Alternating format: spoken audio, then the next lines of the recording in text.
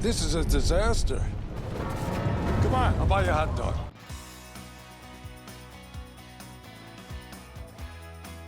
Number 10, 101 Dalmatians. Put away your pitchforks, we know a lot of people grew up loving this adaptation. But when you remove those nostalgia goggles, the flaws of 101 Dalmatians become apparent. Why are you all wet?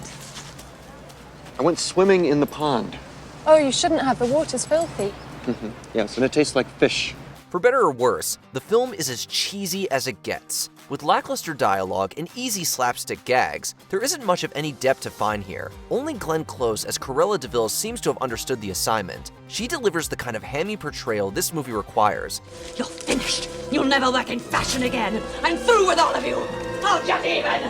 Just wait. You'll be sorry. You fools! You idiots! But without conveying the dog's communication like in the original film, the live-action version can be just plain bland. 101 Dalmatians was one of the first indications that some Disney films are better left in the animated realm. We have two wonderful dogs. And they have their children.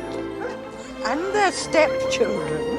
And they have their children. And their stepchildren have children. Number 9, Lady and the Tramp. And the sooner you start looking out for yourself, and I mean only yourself, the better. Wow, that is incredibly depressing and also not true, so thanks for nothing. Bye. The memorable aspects of the original Lady and the Tramp set a high standard for a live-action remake. Unfortunately, the 2019 version is essentially a watered-down take on the animated film. While the main protagonists are likable, they lack screen presence and consistent character development. The night will weave its magic spell when the one you love is near. Meanwhile, the main conflicts in the story seem to begin and end without much issue. Unlike the original, Lady and Tramp's realistic counterparts have little to no chemistry. I never should have left your side. You said it yourself. Nobody else is loyal, so why should you be? I should have just believed you. It's a fine film if you've never watched the original, but if you have, then this adaptation really won't do. Number 8, Aladdin. Banking on nostalgia only goes so far. Much of the charm in Guy Ritchie's Aladdin comes from the good memories associated with the 1992 version. When this film tries something new, the results are decidedly mixed. Why did no one tell me of your beauty? No one mentioned yours either. Oh, thank you. They say that in Scotland. Yeah, right? Most changes, like removing the lovably goofy personality of the Sultan, don't land all that well. The chemistry between Aladdin and Jasmine could be great, but the film rarely gives them the spotlight they deserve. And they deserve a leader who knows that. I don't know why I think it could be me. Because it should be you. You think so? Doesn't matter what I think. And when it comes down to it, some actors cannot be replaced. The absence of Robin Williams here proves it. Will Smith brings his own style, but his genie just can't compare to the original. You and the princess are in it together forever. You can just make the law disappear? Please, like it never existed. Aladdin could have been incredible, but settles for being incredibly average. Number 7, Mulan. Remember how great 1998's Mulan was with its quirky characters, solid soundtrack, and feel-good sentiment? Well, don't expect any of that from the remake. The live-action adaptation is devoid of any fun or joy. Instead, it tries too hard to be taken seriously as a war movie. He was a great soldier. He knew Huajun. I see the shadow of his sword. Perhaps this shadow falls heavy on your shoulders.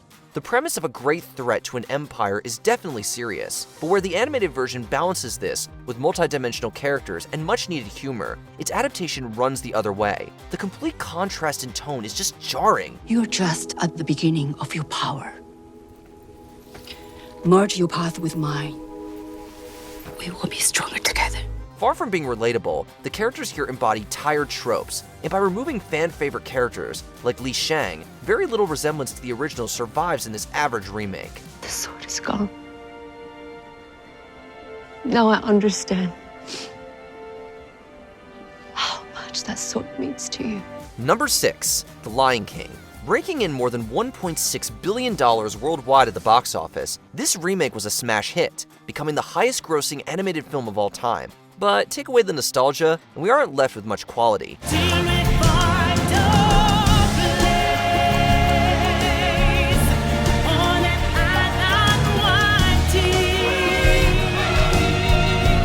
The biggest letdown of The Lion King in 2019 is its failure to capture the emotions of the characters. The film is like watching a nature documentary as the animals roam around with blank expressions. He tries to save me. It was an accident. I didn't mean for it to. Of course you didn't. No one ever means for these things to happen. And while the soundtrack is timeless, the on-screen visuals don't match up. The computer-generated realism just doesn't have the awe-inspiring effect of the original animation. It's remarkable how closely the remake follows the original, yet feels entirely mediocre. Remember.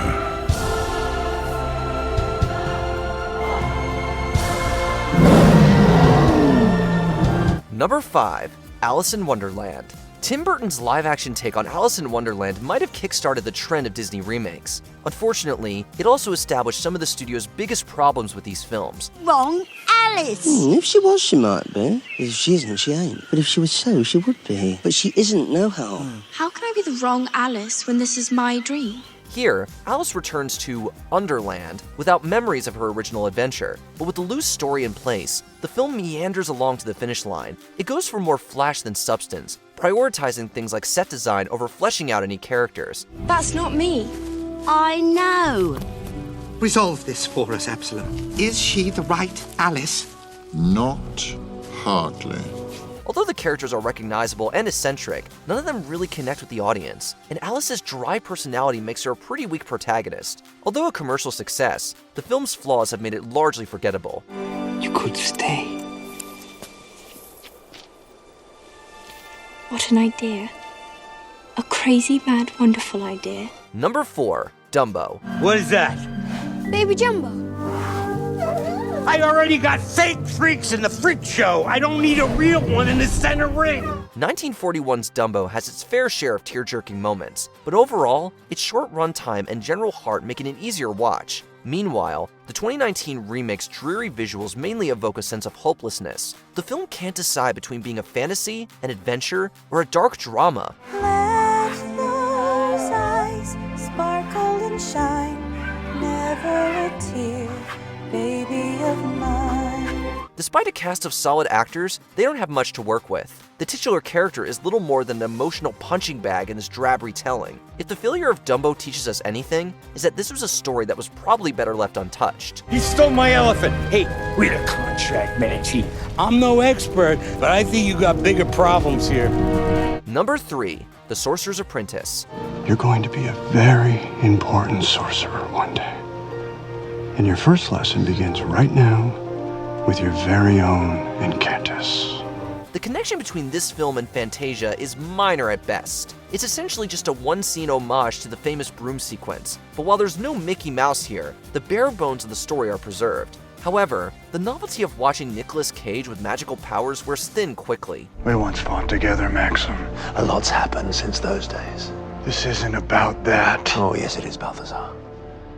It's always been about that. It isn't long before the film becomes a generic CGI fest, loaded with choreographed fight scenes. The story is difficult to keep up with, not because of its complexity, but because it just isn't all that interesting. The Sorcerer's Apprentice would have done well to adapt more elements from Fantasia, but the film remains stuck in an identity crisis throughout its runtime, leaving audiences with a forgettable viewing experience. You have Merlin's powers, but you don't have his strength or skill.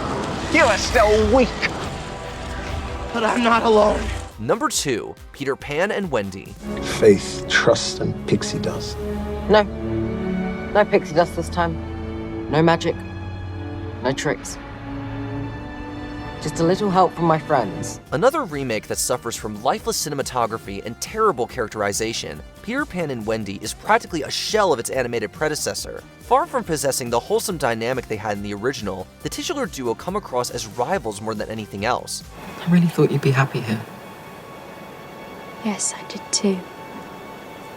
But Neverland's not exactly what I was expecting. Peter's constantly antagonizing personality could qualify him as a villain in his own story. And when she isn't going around slapping Peter, Wendy spends the film whining about one thing or another.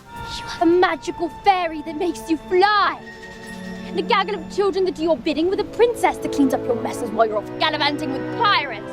You know things aren't right when Captain Hook is the most likable character. The original certainly has its issues, but the remake has no shortage of them either. Number 1.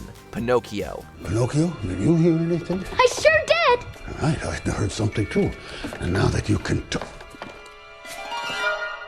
Hello, Pops. The same year that Guillermo del Toro innovated with his take on the classic tale of Pinocchio, Disney released a soulless adaptation of its 1940 film. It manages to entirely miss the point of Pinocchio's journey. Instead, the film tries to dazzle viewers with ugly visual effects. Along with a surprisingly bad performance from Tom Hanks, shoddy acting brings Pinocchio down even further.